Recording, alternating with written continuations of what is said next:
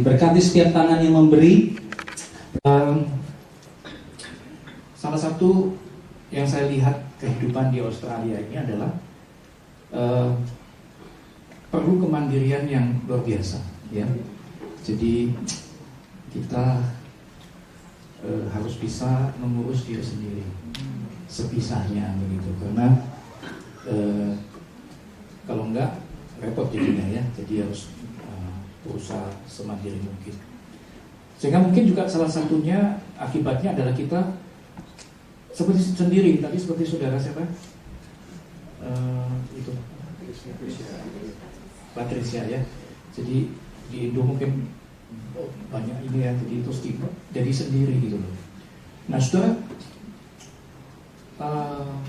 di dalam pergumulan seperti ini, saya selalu ingat ayat yang sangat fantastis bagi saya, adalah ayat yang mengisahkan tentang bagaimana suatu kali itu Raja Ahab, ya, dia memerintahkan untuk menangkap Elisa. Sudah ingat cerita itu? Iya. Bukan, ini Elisa yang cerita, yang jadi dia karena kejengkelan Ahab itu dia mau ditangkap. Jadi ayat itu di dalam Hakim-Hakim itu, saya lihat di Hakim-Hakim itu mengatakan bahwa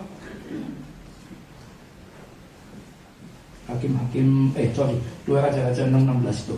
Jadi pagi-pagi waktu hujan Elisa ini, dia membuka pintu rumahnya atau jendela rumahnya, dia lihat pasukan Raja Ahab itu banyak sekali di depan. Langsung dia tutup lagi, terus dia lapor sama bosnya, kan, Tuan celaka, di depan ada tentara Raja Ahab yang menangkap kita. Terus Elisa kan mengatakan kira-kira, terus dia berdoa supaya Tuhan membuka mata rohaninya. Dan waktu dibukakan itu, ujangnya melihat ke belakang, ternyata di belakang itu ada pasukan tentara malaikat, tentara Allah, yang jumlahnya jauh lebih banyak dari tentara Raja. Memang kisah itu tidak diakhiri dengan semua dibantai gitu, enggak, ya. Tidak diakhiri dengan itu, tapi statement ini bagus. Jangan takut, yang menyertai kita lebih banyak dari yang menyertai. Amin. Nah, kebenaran inilah kalau kita tidak kerjakan di dalam keseharian sebagai murid Tuhan, membiasakan membangun relasi, kita nggak bisa ngerti, nggak bisa paham, dan nggak ngerti gitu loh. Kalau kita sendiri itu bukan sendiri, ini loh, ini anak Allah loh, ini di belakangnya, ya, pas pampresnya itu berapa orang itu, iya kan? Ini anak Allah loh, nggak main-main, jangan main-main ini. Ini nggak kelihatan, tapi kalau kita sungguh-sungguh punya relasi, wah, itu penjagaan luar biasa. Jadi jangan takut kalau kebetulan kita sendiri, jangan merasa sendiri. Bersyukur selalu kepada Tuhan yang hadir di dalam diri kita. Ya, itu yang saya alami. Harap saudara dan namamu lupa saya. Oh iya, saya punya 200 guru karyawan di sekolah, tidak semua saya ingat. Jadi ketemu, ada yang mirip, banyak-banyak.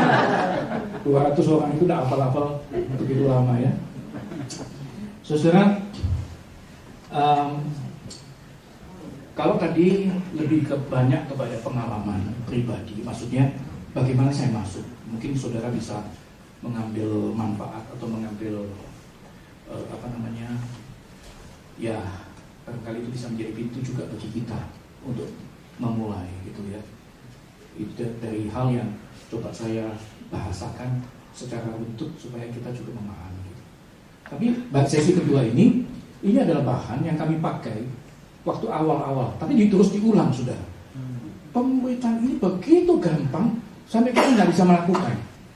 Sama dengan orang dia percaya Tuhan supaya selamat, begitu gampang loh, sampai cuma gitu aja, gitu loh. Kalau percaya itu selamat, gitu aja. Nggak ada kewajiban ini, kewajiban itu. Kalau orang lain kan ada yang dulu kan kalau mau diampuni Tuhan, ada satu tempat itu yang orang itu harus jalan dengan lutut di jalan yang kasar sampai berdarah gitu. untuk supaya selamat. Kan kita nggak ada. Yeah. Jadi kita sampai gampangnya itu sampai udah ya, udah selamat ya gitu aja gitu loh. Saking gampangnya gitu. Just okay, yes Tuhan saya terima Engkau sebagai juru selamat pribadi. That's it, udah selesai. Ya, jadi, nah saudaraku, ini teori ini atau coba saya ambil ya. Sorry.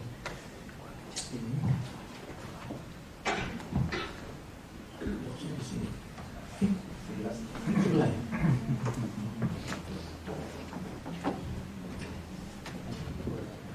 Saudara, saya di sekolah itu kan namanya sebagai yang mengatur semua. Jadi yang bantu itu kan banyak. Ini adalah ini tahun-tahun, akhirnya masang pun nggak bisa saya. Karena saya dibantu orang. Jadi, semuanya ini kita ada ini, itu suruh ini, semua dibantu. Jadi akhirnya waktu berangkat sendiri, jalan sendiri, mana caranya masak? Nggak bisa. Itu efek dari kalau jangka panjang untuk jadi pimpinan ya. Saudara-saudara,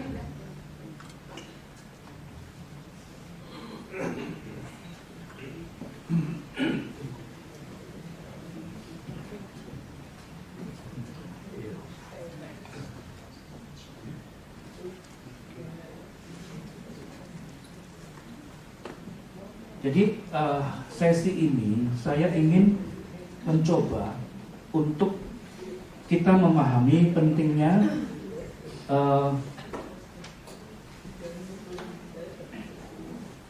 melakukan pemuritan. Enggak keberatan kalau dekat sedikit karena di belakang kurang dengar. Saya di belakang baru pakai itu ya. Jadi enggak mic yang nempel itu. Sorry. Nanti ingatkan ya kalau kurang nempel ya. Jadi Bapak Ibu Saudara, sesi ini saya coba sharing tentang menjadi gereja yang memuridkan gitu ya. Nah saudara, ini tulisan Rick Warren. Pertumbuhan suatu gereja diukur berdasarkan kapasitas pengutusannya, bukan pengunjungnya. Jadi seringkali kita suka, wah hebatnya 2.000, hebatnya 3.000 dan seterusnya.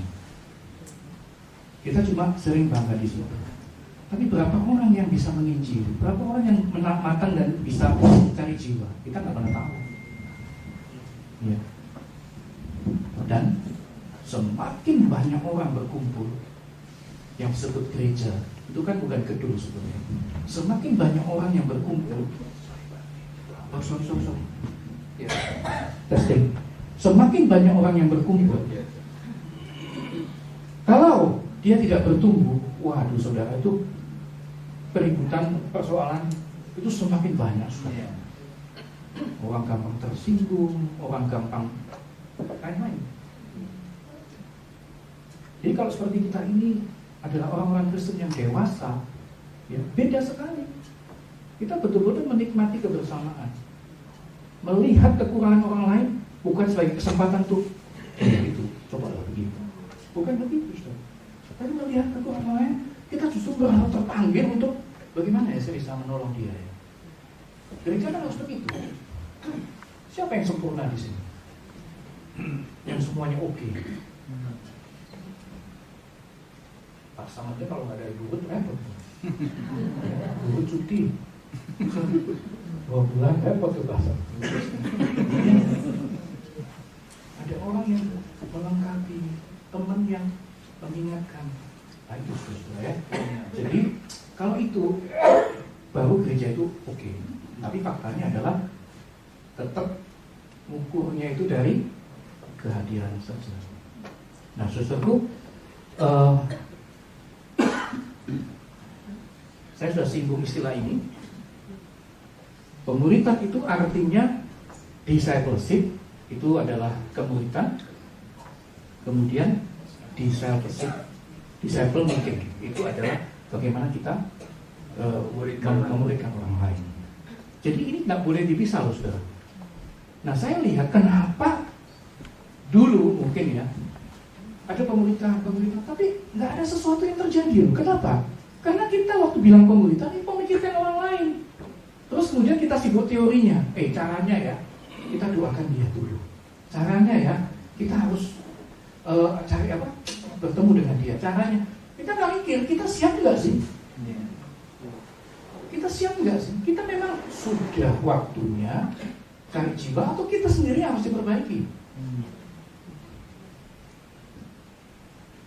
Saya tidak mengatakan bahwa seminar saya itu the best ya, enggak ya. Saya kan dari Saat ya, Seminari Alkitab Asia Tenggara. Sekarang namanya SDT Saat. Nah, saudara, kalau kita sekolah di sana dulu ya, mungkin sekarang ada perubahan ya, karena setelah kampusnya baru dan besar mungkin ada lainnya. Sekarang di Tidar, dulu di Kasim Kidul Malang ya. Saudara, kalau dulu zaman saya, waktu kita masuk seminari itu, saudara, kita dibentuk selama 5 tahun. Pembentukannya itu melalui ketaatan terhadap peraturan yang memang tertulis, tapi yang celaka itu banyak peraturan yang nggak tertulis, saudara. Itu yang repot. Terus nilai semester selain belajar, itu ada namanya nilai kelakuan. Nah, kelakuan itu gimana? Kita nggak ngerti, saudara. Pokoknya nilai kelakuan itu tidak boleh di bawah 70, saudara. Kalau hari itu, semester itu tertulis 69, saudara nggak usah tanya, langsung angkat koper pulang. Nggak nanya, kok 69, masih bisa nggak? Nggak ada. Pokoknya begitu 69, kita pura-pura aja pagi-pagi, nggak ada orang. Kita pulang. Makin tanya, makin tahu kebenaran, makin malu. Jadi itu sudah tahu semua. Jadi saya juga setiap semester terakhir, wah ini nilai bagus-bagus ujian ya, pasti oke lah gitu ya. Ini pelakuannya nggak bisa ketebak ini. Ya. Saya memang pernah 71 ya, nanti 72 gitu ya. Saya bukan 80, nggak pernah, saudara. Saya sekitar itu ya, cukup untuk hidup lah, saudara.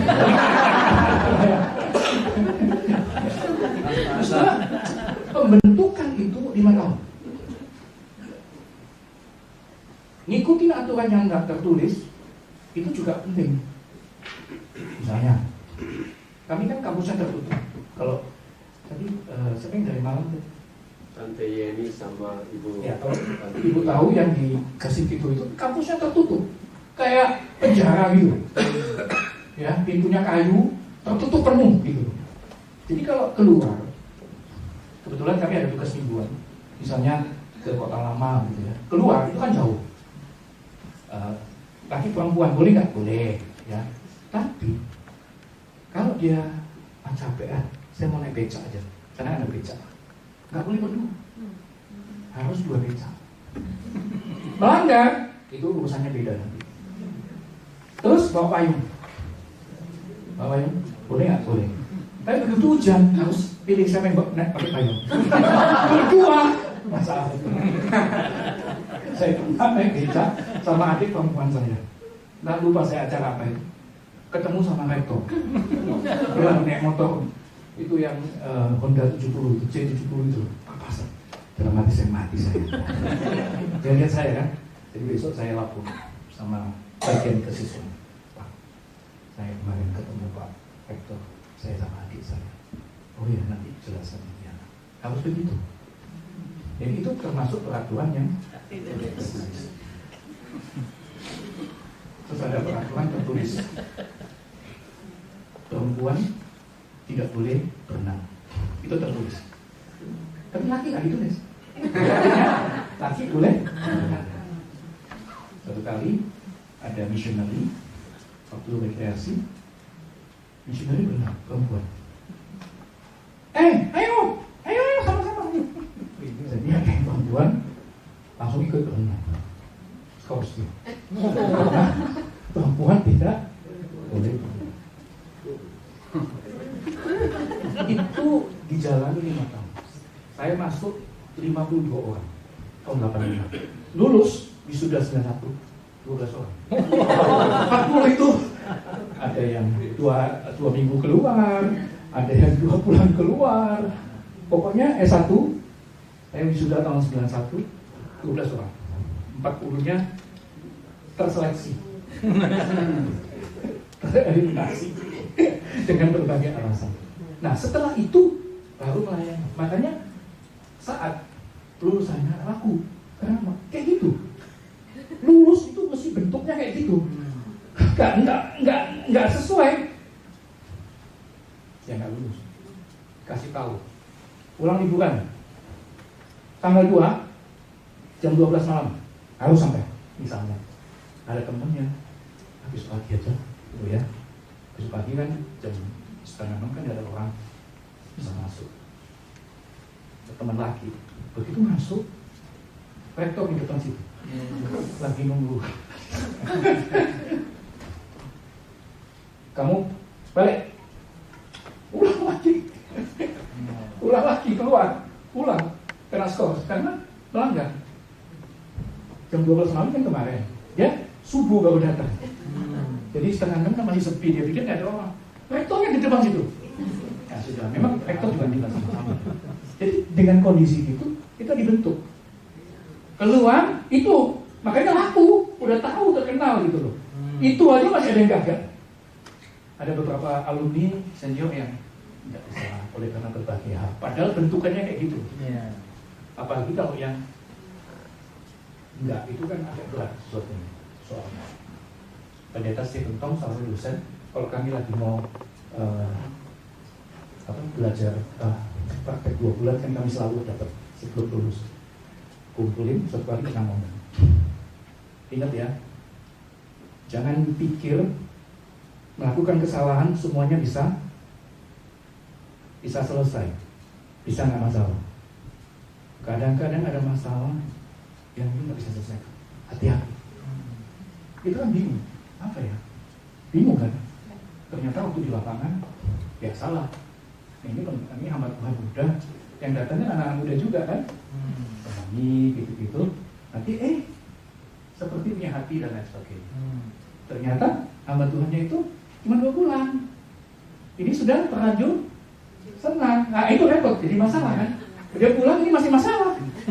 Kayak gitu, kira-kira lah, kayak gitu lah. Jadi pendeta Stephen ingat, hati-hati kalian yang muda-muda ya. Jangan pikir semua kesalahan itu bisa selesai saat itu. Bisa ada hal yang lebih dari itu yang kalian tidak bisa keluar. Jadi itu selalu diingatkan.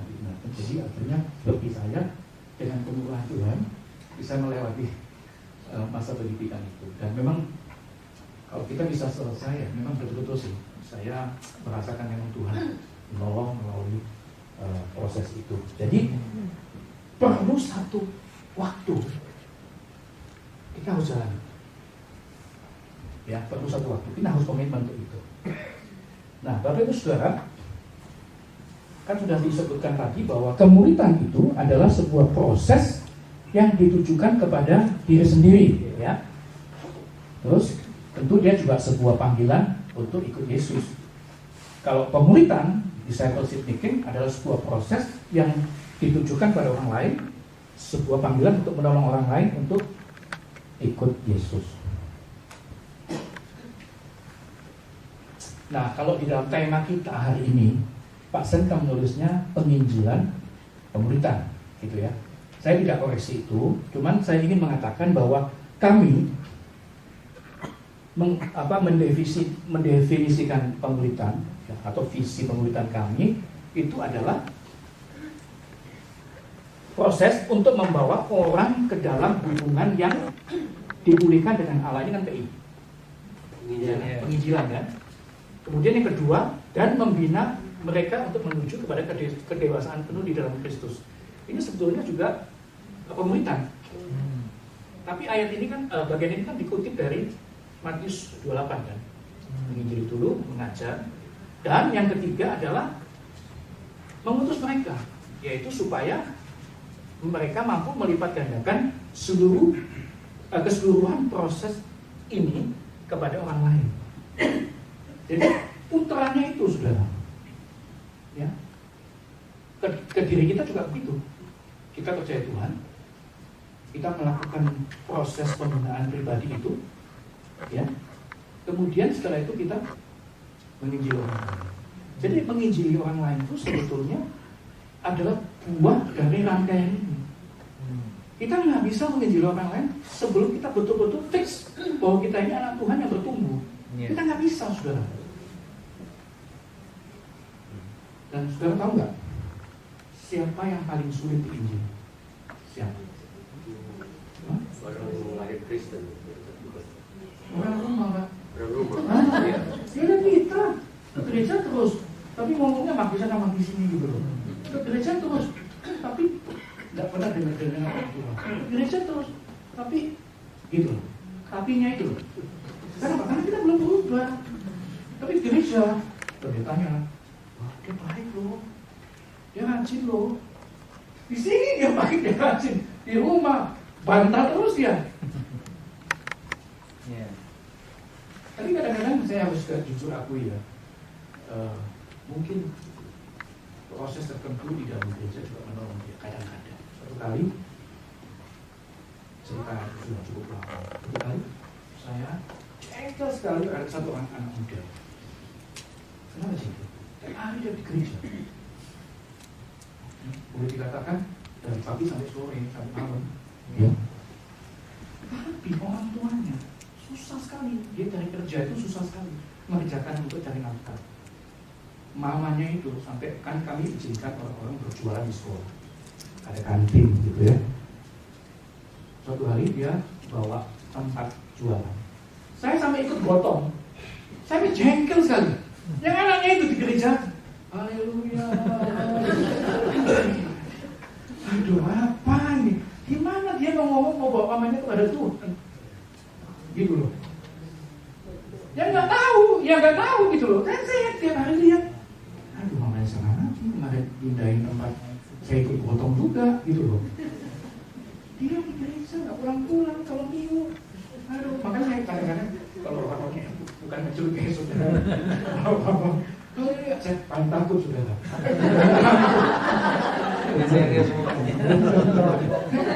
Itu memang dari orang yang lahir baru. Kan kadang-kadang jadi manipulatif gitu, sedih sekali. Tetapi kalau kita scanningnya itu dari melalui komunitas, kemudian kesadaran kita, wah beda. Selanjutnya saudara, saudara jangan apa ya, ini adalah bahan setelah kami melewati proses. Ini cuma diteorikan. Tapi kalau saya, kita nggak serumit inilah begitu. Jadi tolong jangan gitu ada itu banyak ya. Jangan begitu. Bukan saya paling takut kasih bahan ini nanti salah. Tahun 2005 kami membuat satu kurikulum sekolah. Kurikulum sekolah itu hidup sudah karena sudah diujikan di Solo. Kami ada kampus di Solo dan pemerintah setempat itu mengadopsi. Bagus banget. Jadi saya ambil karena kami begitu. Mana bagus kita saling kasih gitu. Kami punya mana yang bagus kita bagi juga mana-mana gitu. Jadi kami ambil, terus kami pakai, terus dilengkapi. Mati sudah. Terus dilengkapi. Sorry.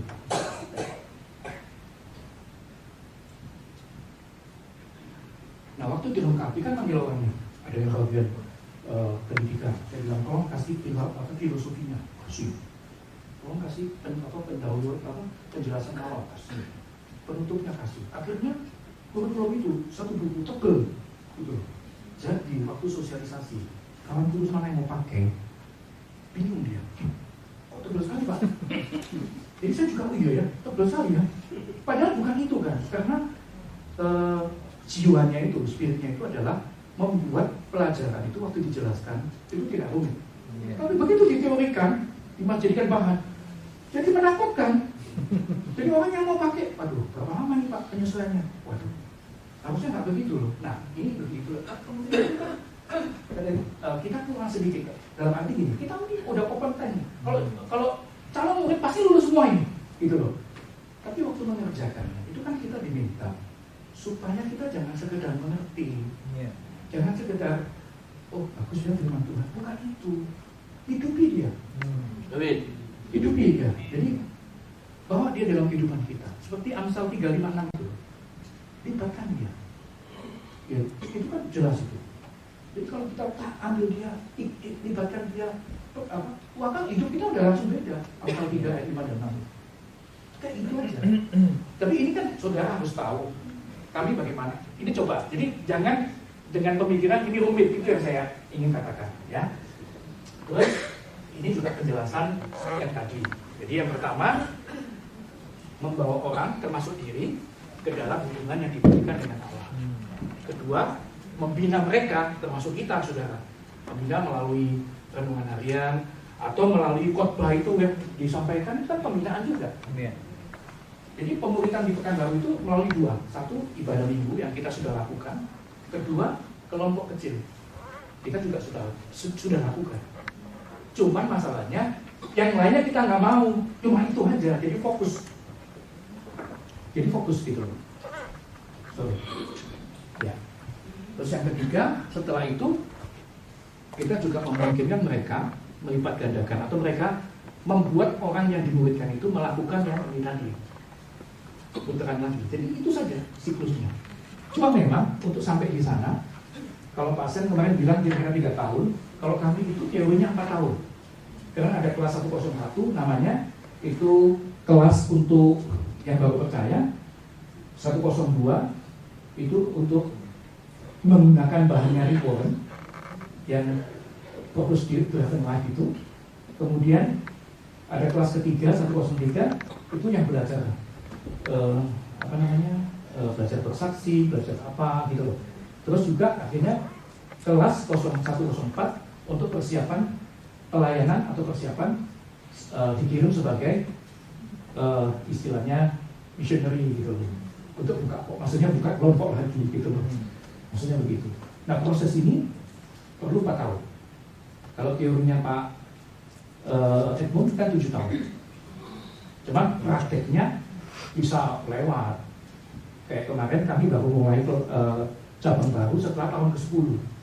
Padahal teorinya maksimal tahun ke-7, tapi nggak bisa. Karena pandemi, karena nggak ada orang, nggak siap. Akhirnya tahun ke-10 baru Mei kemarin baru buka istilahnya church planting. Itu sebenarnya buka cabang kan sebenarnya. Tapi mereka di Singapura istilahnya church planting, menanam gereja apa? Ya kayak gitu. Ya. Nah, kemudian yang berikut, saudara. Nah, ini yang saya sudah singgung juga bahwa di dalam pemuritan di Kalam Kudus Pekanbaru itu menggunakan strategi ini. Ini jangan dilihat dulu ya. Ini kami baru belakangan ya. Jadi Sunday service, ibadah minggu kita sudah lakukan. Kemudian juga ada cross, ini namanya kelompok kecil kami. Kalau di sini kan live group ya. Kami namanya cross. Nanti di sesi lain saya coba singgung ya. Ini berarti kelompok kecil. Terus yang ini belakangan baru kami buat. Ini adalah kelompok keluarga. Jadi ada papa mama, ada anak. Kenapa? Karena sebetulnya anak-anak itu perlu kita, orang tua, yang bertanggung jawab terhadap spiritualitas anak-anak itu adalah kita. Kan kadang-kadang kita Pak Sam, anak saya ini agak ini, tolong bantu ya, kita kalau di gereja diberi pengarahan. Soalnya Pak Sam langsung anak siapa? Gitu, kan begitu kan? Kalau gitu itu begitu. Ya, cari penginjilnya, cari hamba Tuhannya, itu rasanya agak nggak dengar-dengaran ini. Kan itu tanggung jawab kita, orang tua. Jadi kalau sebetulnya kalau mau jujur, ya mohon maaf ya, bukan menyinggung kita. Anak itu kan cermin kita. Yeah. Kalau kita ada orang tua bilang, nggak tahu saya anak saya jadi nakal. Tahu sama tahu. Tapi ada cermin kita. Dia tidak akan mendengar suara kita. Dia melihat tingkah laku kita. Saya orangnya suka gampang bertemu. Maka ketemu Pak Sen dia juga suka. Jadi ketemu kayak kita udah kenal 10 tahun aja gitu. Iya kan? Karena saya orangnya begitu.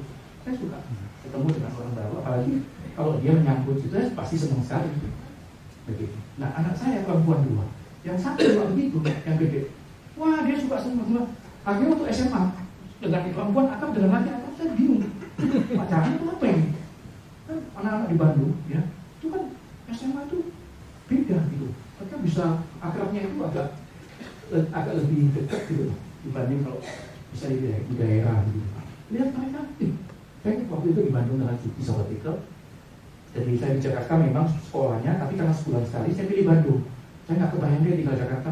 Halo, ya. Saya kalau lihat macet pengen tidur saya.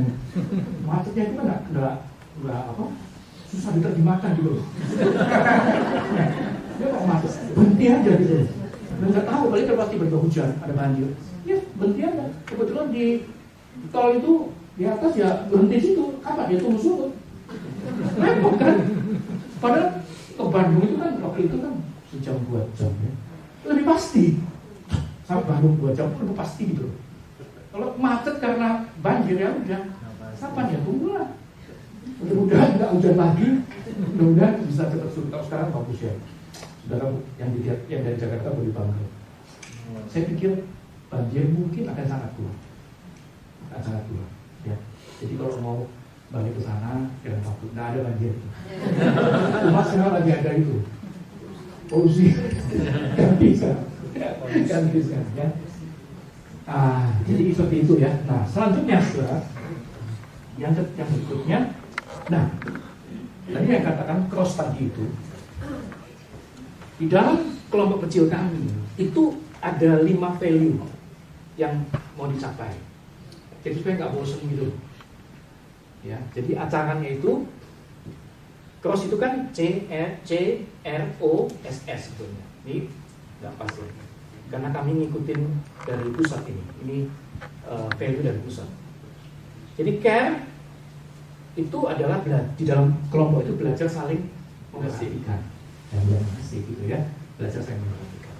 Kemudian reach itu belajar TI, menjangkau orang lain begitu.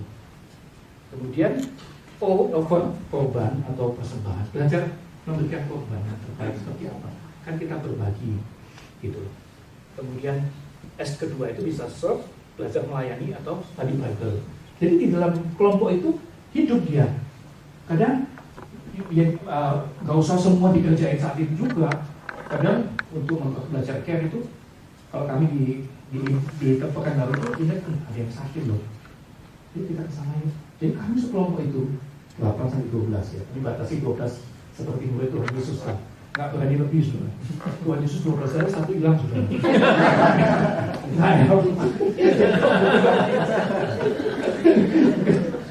Jadi kalau mengunjungi orang sakit, ya sudah kegiatan main itu sama-sama di mobil ke situ atau ya kalau boleh dikunjungi ya. Kan waktu kemarin kan pandemi nggak bisa. Jadi ke sana kita belajar bawa buah atau apa. Terus kita makan. Tapi itu cara-cara itu belajar memperhatikan. Terus PI misalnya itu apa? Bawa 1 jiwa ke kelompok itu. Nah, itu kelompok transit. Mungkin kan 2 kali ya oke bawa ke gereja. Makanya kami khotbah minggu itu udah rumit saudara, karena diharapkan ada orang baru kan. Jadi khotbah juga 30 menit, 40 menit. Terus sederhana, nggak rumit. Gitu, karena kami juga menghimbau jemaat kita untuk belajar terus kan, melalui renungan harian itu kan terus gitu loh. Jadi kalau minggu itu bukan ceritanya filsafat pakai bahasa ini, enggak saudara, nanti orang baru nggak ngerti. Bahkan kami tidak pungut persembahan, maksudnya kolektor begitu. Ini bukan keharusan ya, karena waktu itu kami ada gereja Taman Kudus di Bandung yang melakukan lebih dahulu. Jadi kita nggak kolektor. Saya kolektor itu punya kebaikan juga. Karena gereja itu kan kadang ada 2 kolektor gitu. Hari ini untuk rutin sama PI gitu ya. Ini yang ketiga rutin PI sama diakonia. 3 sudah. Wah, saya kadang ini. Jadi kalau harap ada orang baru kan, ya jangan ada kolektor lah. Bikin orang baru datang diminta banyak ya. Banyak ternyata. Jadi kita nggak ada. Jadi masukin ke kotak persembahan atau transfer. Jadi bagi Bapak Ibu yang mau persembahan bisa waktu datang supaya nggak lupa masukin amplop atau pulang juga boleh masukin amplop atau transfer. Persembahan itu adalah hasil perkumpulan kita dengan kita dengan Tuhan. Saya pernah cerita sama Pak Sen, belum di sini. Aku pengulang Pak. Jadi suatu kali waktu memutuskan 2013 Oktober itu persembahan tidak diedarkan dan masukin kok 2 tahun ini. Saya takut sudah tanya sama bendahara, persembahan cukup nggak ya? Gitu. Takut saya. Kan namanya ini enggak, kan masing-masing gitu. Sampai tahun ketiga ada majelis bendahara, akuntansi suruh, akuntan di perusahaan, evaluasi dan rapat kerja. Bentar, saya mau kasih tahu ya, penerimaan persembahan 3 tahun terakhir. Saya telah lagi celaka, masih kurang. Nggak pernah diomong. Waktu di-share kan, ternyata 2 tahun terakhir sejak mulainya gerakan naik 20 besar. Wah, luar biasa. Kesimpulan saya apa tanda saudara? Kalau kita semakin dekat dengan Tuhan, kalau kita semakin cinta kepada Tuhan, persembahan itu otomatis akan lebih baik. Itu bukan soal saya loh, soal kita dengan Tuhan loh. Kalau kita bertumbuh, kita tuh merasa Tuhan hadir, Tuhan jaga. Beda saudara. Dan bukan, oh ini yang lebih mampu pasti banyak. Enggak saudara, bukan. Status kita tidak ada korelasi dengan banyaknya terus, bukan. Tapi kedekatan kita. Ingat perempuan yang dan miskin itu kan memberikan seluruh penghasilan hari itu, saudara. Tapi kalau kita yang mampu kadang-kadang 10 juta di kantong, udahlah 100.000, masih 10 juta di sini. Jadi sisanya masih banyak. Dan celakanya Tuhan itu ikut sisanya loh, saudara. Maksudnya kalau kita bilang yang terbaik, ya sampai kita juga sebagai bagian dari syukur kita kasihkan juga yang terbaik. Suatu kali di dalam pertemuan video, jadi hamba Tuhan itu memang bagus waktu itu datang, dia ngomong kayak Priscilla. Tapi tadi ngomong saya senang sekali. Dia ngomong untuk menggerakkan, akhirnya ibu ini dekat dengan saya. Dia langsung buka tasnya, diambil semua uang yang ada, dia kasih, dia bilang ketus. Tadi saya tergerak sekali. Saya ambil uang saya semua, saya kasih untuk saya. Itu loh ternyata. Jadi dia melakukan itu karena betul-betul merasa benar ini. Tuhan mengingatkan saya, jadi dia memberikan itu juga. Saya nggak pikir tadi, kasih semua yang ada di tas saya kan. Wah ini saya pikir orang seperti ini yang betul-betul dia merasakan satu berkat, diingatkan itu dan memberikannya memang nggak tahu. Oh kita kasih itu. Kita kasih semua yang ada di kantong kita. Jadi terbaik itu pasti yang punya nilai. Kita berikan kepada Tuhan. Tapi itu tidak bisa diomong. Itu kamu kasih yang banyak, nggak bisa begitu Pak. Itu bisa keliru lagi. Makanya nggak boleh kita berharap pada orang-orang tertentu. Jadi itu nanti jadi salah. Jadi salah. Ya. Berikut sudah. Jadi itu tadi ada beberapa value di dalam kelompok kami, kelompok kecil kami, yang kalau yang di luar ini kan dari pusat, jadi kami ada sinode yang membuahkan value ini yang kebetulan cocok gitu, tapi akhirnya ininya jadi nggak jadi satu karena memang keluarnya itu begini dari Jakarta begitu ya. Selanjutnya, nah yang terakhir ini saudara, kami mencoba mengkelompokkan yang tadi saya sebut 101, 102 tadi ya. Saya mencoba mengkelompokkan kami itu dengan, kalau dia ikut kelas pertama, ini biasanya kan mau dibaptis. Kalau dulu kami katekisasi namanya, itu 3 bulan, 12 kali pertemuan. Ya. Tapi dengan pola yang baru, kami menggolongkan bagian ini cuma perlu ditanya 4 kali pertemuan. Apakah engkau sudah menerima Tuhan Yesus sebagai Tuhan dan Juru Selamat secara pribadi? Tentu dia oke, baptis. Seperti di kisah Rasul. Tanya, langsung baptis itu ada air mau? Ya kan, udah kan? Boleh nggak? Boleh, ayo masuk. Gitu. Jadi tidak menghalangi orang dibaptis itu sampai perlu waktu lama, dan kadang-kadang juga kalau baru kan belajar banyak kan bingung kan. Iya. Ini maksudnya apa nih, nggak ngerti gitu. Terus ada ujian lagi, nggak lulus dia. Padahal dia hanya perlu percaya Tuhan nggak? Percaya. Secara pribadi loh. Iya, coba kamu ngomong, aku percaya kepada Tuhan Yesus secara pribadi. Amin, berdoa. Kan itu aja. Sesederhana itu. Tuhan aja nggak pakai syarat kok. Iya kan? Jadi bagian itu seperti itu. Nah, yang kedua ini kan sudah percaya nih, maka mulai ada pembinaan. Sebenarnya kami ini meniru dari CRFC. CRFC itu ada, kalau nggak tahu di sini ya, dia ada 2 macam keanggotaan gereja, anggota baptisan dan anggota penuh. Nah, anggota penuh itu adalah anggota yang ngikutin pembinaan. Jadi kalau orang itu, saya mau baptis saja, ya udah, kan nggak apa-apa. Begitu, ya. Jadi yang kedua ini dianggap sebagai orang percaya yang bersedia dibina, begitu ya, supaya dia tidak jadi bayi terus. Kalau enggak kan di gereja banyak bayi juga repot tuh. Wah, ini repot juga. Mungkin Pak Sam, ya, bisa lebih tua cepat itu, lebih tua dari umumnya nanti. Ini saya kemarin, Pak, ini jauh dari ekspektasi saya loh, Pak. Bapak ini luar biasa nih. Saya pikir jemaatnya pasti oke. Ya, jemaat yang mendukung ya. Nah, yang ketiga itu adalah yang disebut dengan follower. Setelah dipercaya, dilatih jadi follower. Ini 103. Ini hanya istilah saudara ya. Jadi bukan itu begitu ya, enggak. Ini hanya yang kami kerjakan. Ya, dengan bahan tertentu gitu ya. Nah, sampai kepada yang setelah 3 tahun, ini kan dari 1 tahun, 2 tahun, 3 tahun, ini tahun keempat. Begitu. Nah, tahun keempat ini sudah persiapan untuk menjadi leader, begitu. Makanya perlu 4 tahun. Tapi prakteknya mungkin lebih.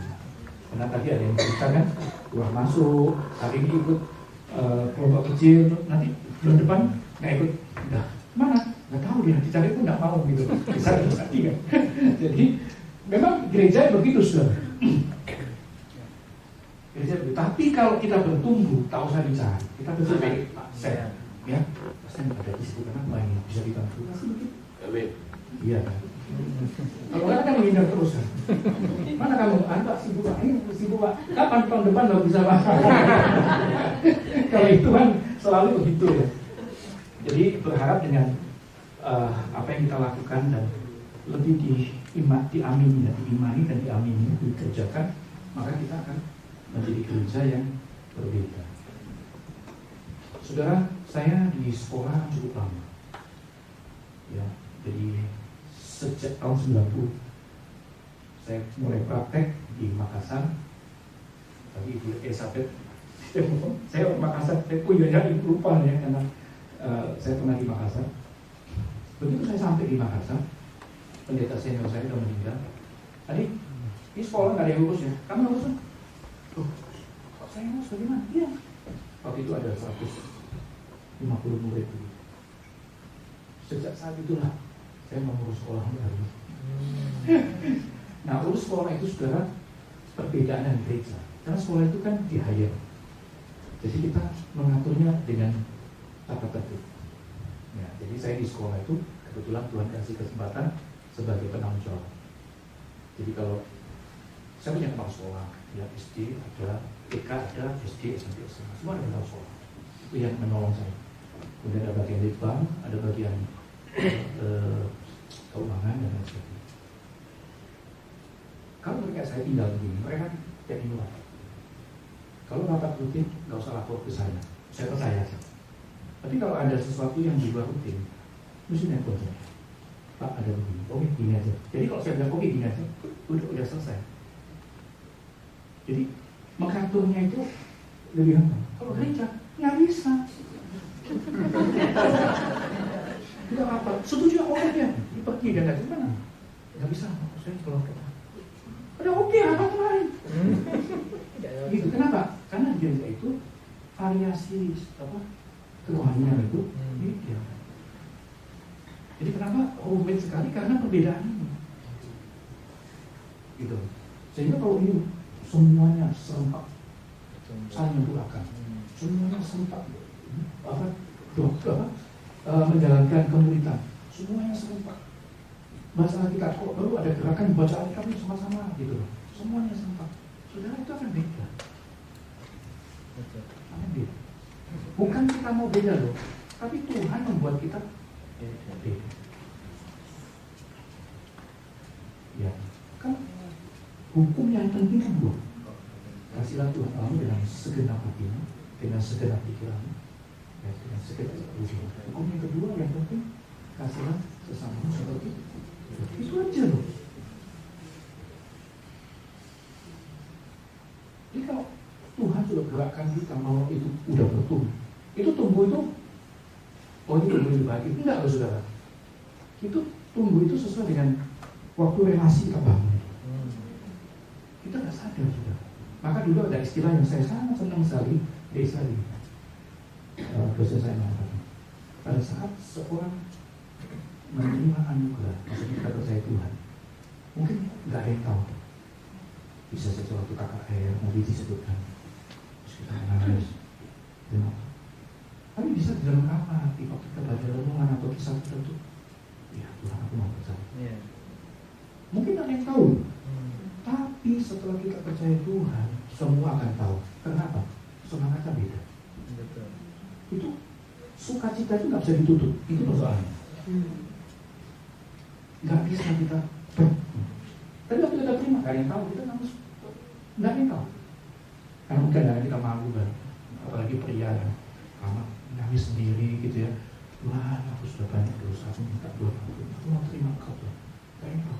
Tapi setelah Tuhan Yesus hadir, wah semangatnya udah kerinduan melayani, kerinduan melakukan sesuatu untuk Tuhan, itu berbeda. Itu yang terjadi. Jadi ini semua bukan eksklusif untuk Pak Hadi, ini semua bukan eksklusif untuk Pak Sam, bukan kita semua, cuma bayar harga itu loh, bayar harga itu.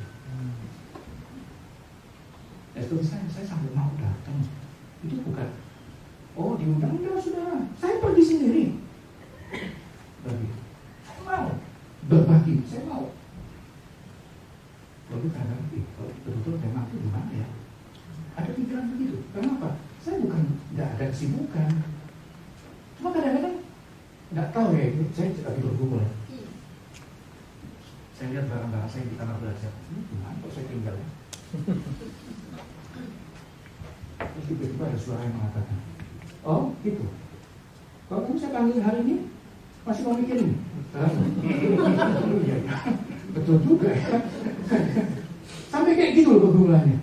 Karena kan ya namanya sudah lama kan sudah meja belajar, bisa kerja, kan bukan gimana ya? Jangan nyimpannya karena seorang pusing juga, capek juga mikir karena iya kan. Anak saya waktu pindah dari Singapura itu dia dari Jakarta 30 box ya, 30 itu dibawa ke Pekanbaru, titip saya sudah. Kenapa mau bisa bawa? Itu ngirimnya, waduh mahalnya 1 kilo 100.000 sendiri, 1 kilo juga. Padahal buku itu bisa 40 kilo, nanti itu bisa 75 kilo. Gimana bayarnya itu? Terus di Singapura kalau satu kali dia pulang tuh bagaimana? Tapi waktu bergumul, memang Tuhan ada kesempatan ini. Saya nggak tahu bagaimana mengerjakannya. Ya, jalan dulu. Kita kan misionari semua, kita sedang berjalan semua, ya kan? Menuju destinasi di mana Tuhan hadirkan. Ya, jadi ini salah satu hal yang ingin saya sampaikan yang sebetulnya seperti itu sudah. Ya, jadi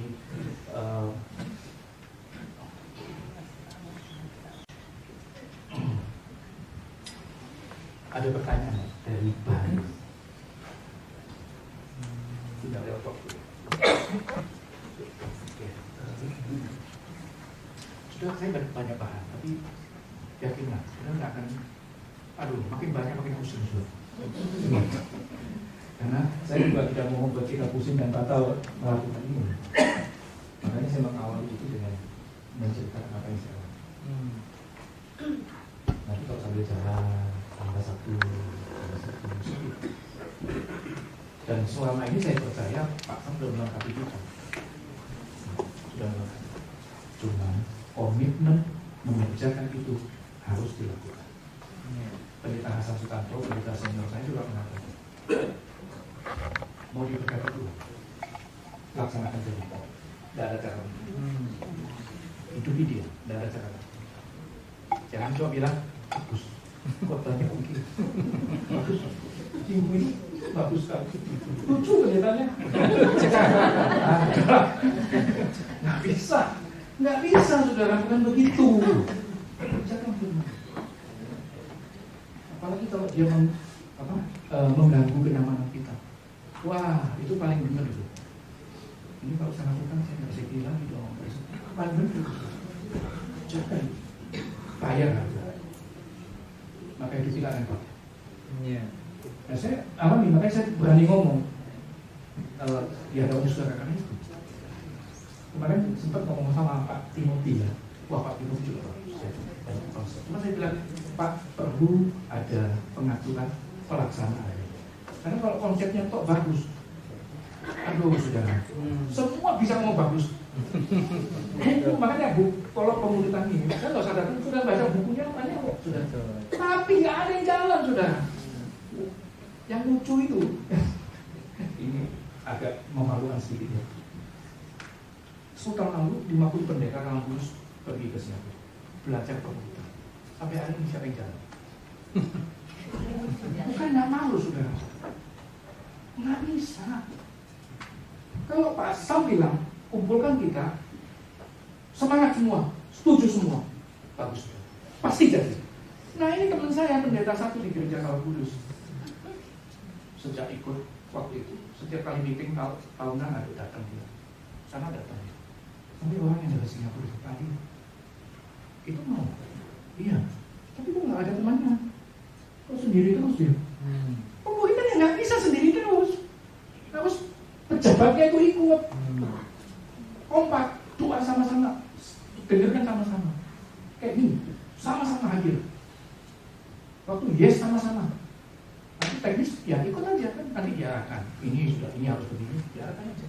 Dan itu bukan rumit saudara, hanya perlu setelah dilakukan seminggu. Pak Nikola, hari ini bagaimana pengalaman dengan Tuhan? Saya nggak pernah, coba cerita. Kan kita nggak pernah. Kalau ketemu ngopi, udah ya, habis udah, besok ya. Kita nggak pernah nanya dari mana kamu, ada kebutuhan apa yang saya perlu doakan. Perlu itu saudara. Dan dia perlu cerita supaya dia tahu pengalaman dengan Tuhan itu hidup. Begitu. Kalau enggak ya tak bisa sudah. Jangan pikir ini nanti bikin sesuatu. Saya udah dari pakai ngomong. Ditanya sama Imam tadi bawa konsep apa? Nggak ada. Saya mau cerita, ayo kita jalan. Kemarin saya sebut satu, define apa ini? Putusin. Saya mau ikut Tuhan. Kedua, ya tahu relasi itu. Bangun saudara. Dikondisikan itu kan dengan cara tertentu dikondisikan. Bangun relasinya. Dapatkan pengalaman spiritual. Kalau nggak ada gimana? Betul. Itu bukan kita minta loh saudara. Nanti kita akan alami. Dan proses itu akan membuat kita menjadi dewasa. Waktu dewasa, seperti yang bisa masuk 2 ayat 7 itu, kita disukai bukan karena jadi senior kelas loh saudara, bagi-bagi, bukan loh saudara. Kita disukai karena orang mau lihat loh kehidupan kita. Kalau jadi senior kelas 1 loh, yang datang ke duit ini, untuk bawa kue ini, wah repot kita. setelah itu seperti melihat Tuhan. Kan proses itu loh, saudara.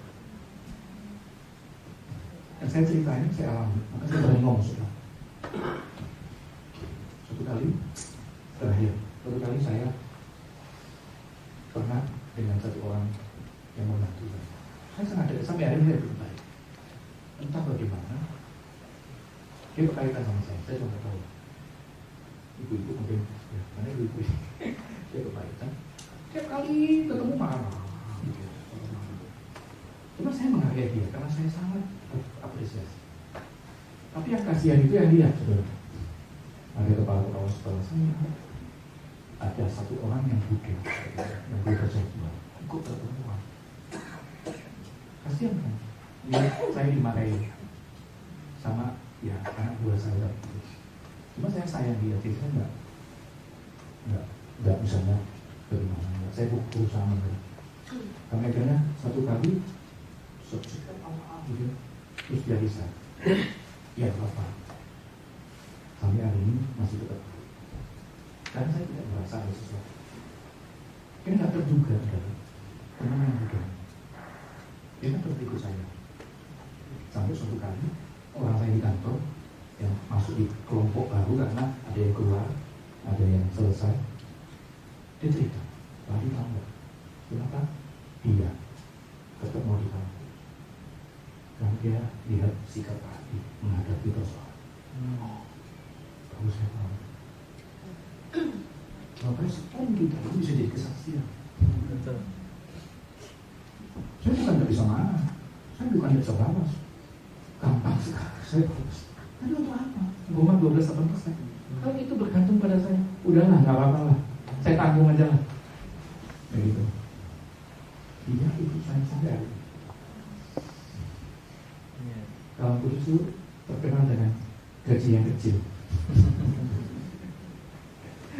Kalau orang tidak setia, tidak percaya bahwa berkat itu bukan hanya duit, udah kabur dia. Dia ikut karena dia ingin melihat respon. Bayangkan juga respon aja bisa jadi kesaksian. Saya nggak sadar loh. Oh gitu ya. Wah puji Tuhan. Untung kemarin nggak ngamuk saya. Ya. Satu pertanyaan mungkin sebelum saya kembalikan ke Pak Sekri.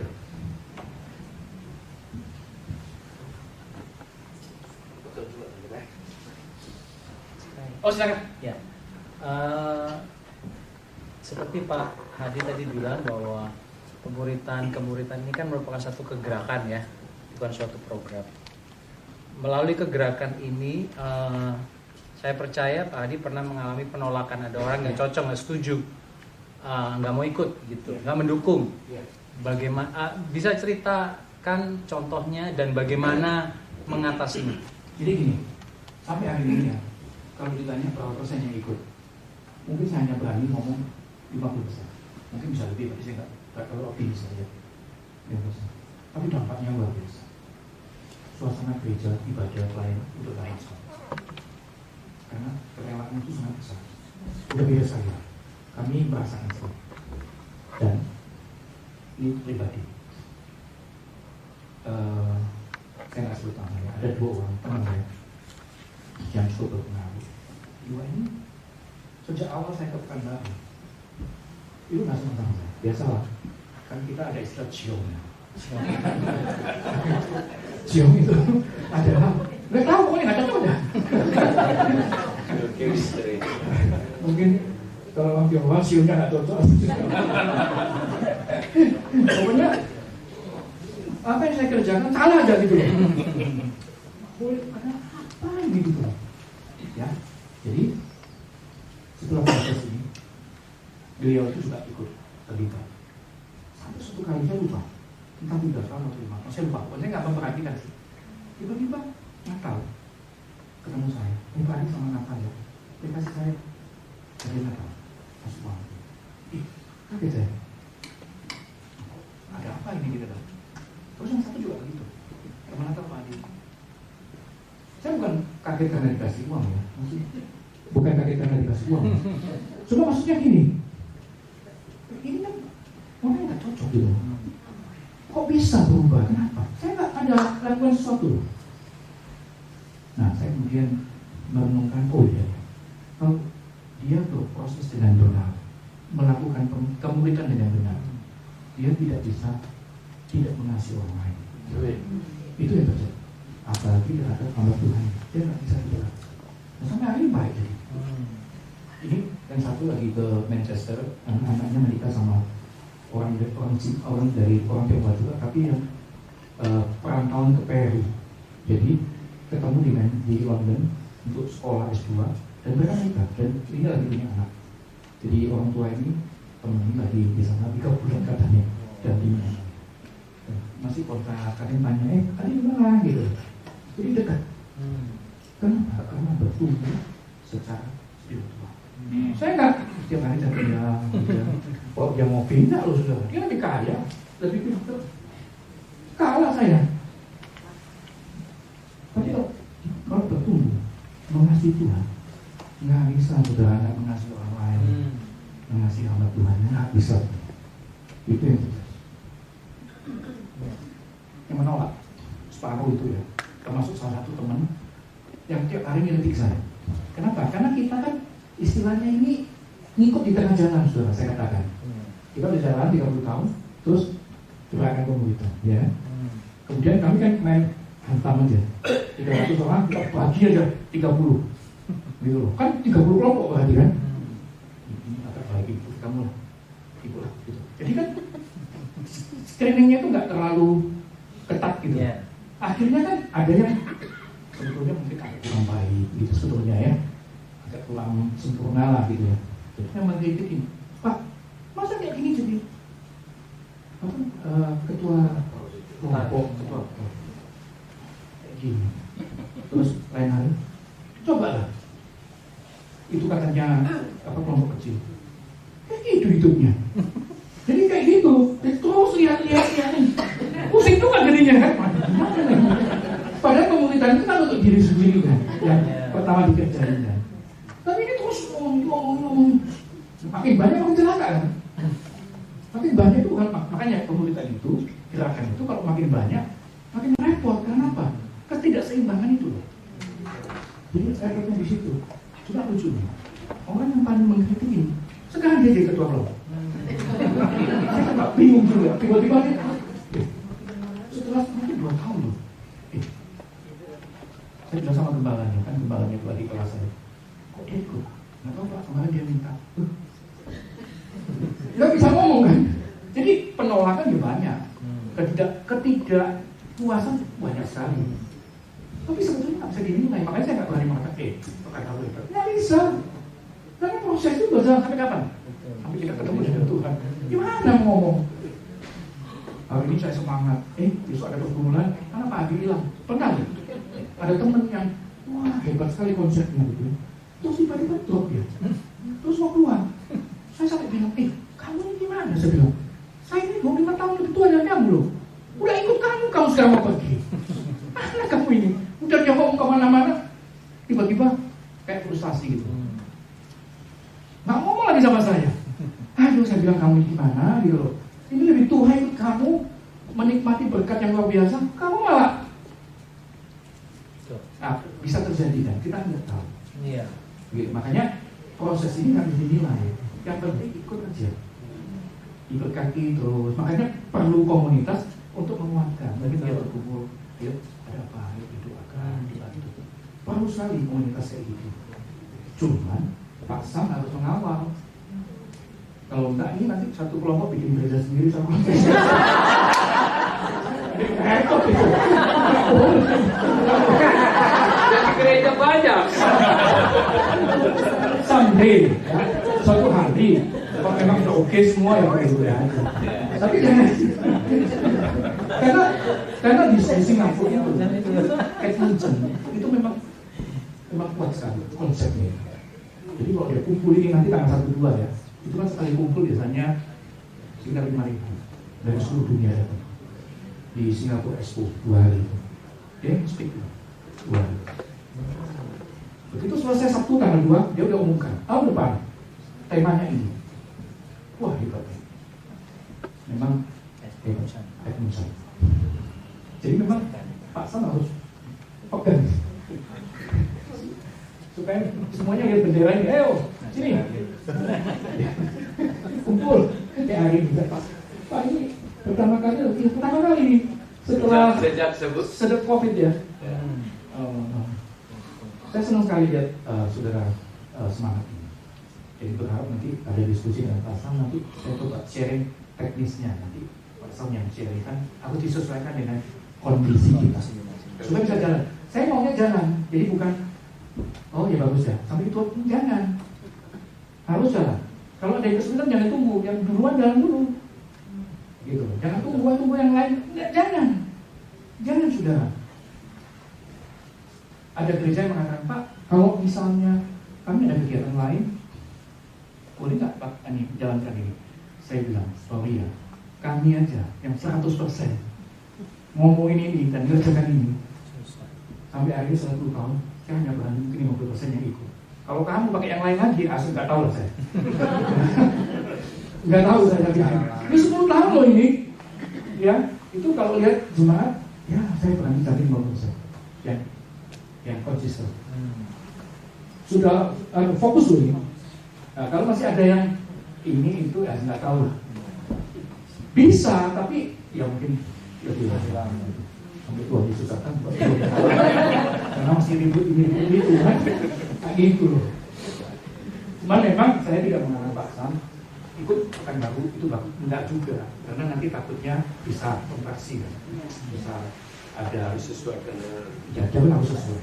Yang penting semangat itu harus kalau bisa semakin hari jangan gini. Saya tidak mengatakan kegiatan apapun tidak boleh, bukan. Tapi fokuslah kepada pemuritan diri dan orang lain sampai suatu kali udah ada semacam pendewasaan. Galatia 5:22 itu udah keluar buah roh itu. Saudara boleh lakukan apa saja. Singapura itu kelompok kecilnya. Satu kelompok mission trip ke Vietnam. Satu kelompok mission trip ke boleh. di sini mau ke New Zealand. Boleh.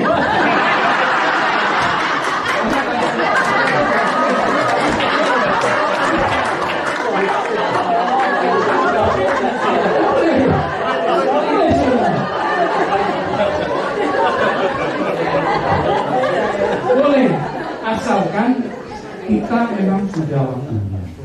Karena jangan nanti mission trip ke New Zealand, Pak, itu tiketnya ya Pak. Jangan. Ya, saudara mesti bersiap misalnya yang kerja cuti dipakai untuk mission trip. Ya, kumpulin duit untuk bantu. Itu ada minimum. Ya. Pemerintah itu belajar. Kita membayarnya itu di situ. Baru ada nilainya. Betul. Kalau enggak, udah.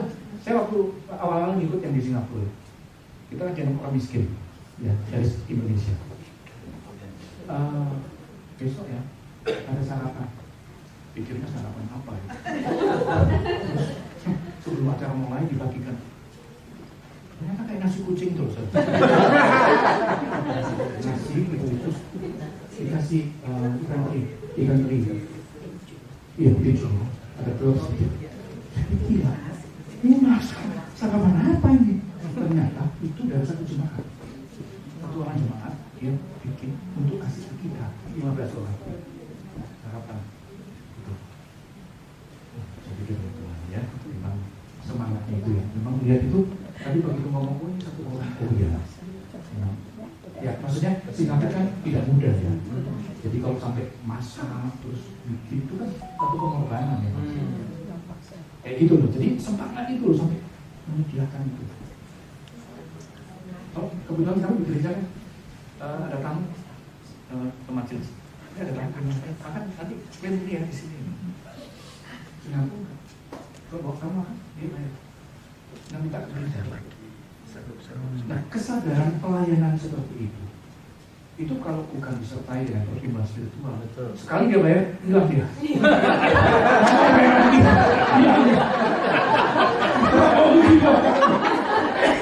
Kayak gitu maksudnya. Jadi kalau bertumbuh itu kita bisa lakukan apa saja. Tapi nanti setelah satu saat mungkin, yuk 1 tahun ini kita komit, nggak bikin apa-apa yang aneh-aneh. Kita kerjakan itu pertumbuhan. Kita yuk. Jadi komit bersama. Nanti sudah bertumbuh, sudah mau apa, boleh janji iman. Ini kan Pak Sen belum ada gereja, ayo kita janji iman, bikin gereja untuk beli, boleh. It's okay. Saudara jangan salah loh. Kemarin kesaksian sudah disampaikan di Bandung, di Mekarwangi, ada GBI kan yang bangun gereja itu, Stairway Foundation. Saya dengar ceritanya itu amat ini tua, pengen gereja yang gede seperti ini. Waktu suatu hari minggu, waktu kebaktian diumumkan juga, pulang ada satu orang datang dari Jakarta. Pak, tadi katanya mau bangun gereja, iya. Berapa Pak? 27 M. Oh, oke. Ambil ceknya dia 27. Jadi gereja itu satu orang. Kalau Tuhan udah gerakkan tuh, udahlah. Ini pekerjaan Tuhan. Jangan ragukan. Kalau dia berkehendak, jadi. Kalau dia nggak mau, kayak Daud waktu bangun rumah kemah, ya nggak bisa. Tunggu sama lu, kamu nggak bisa.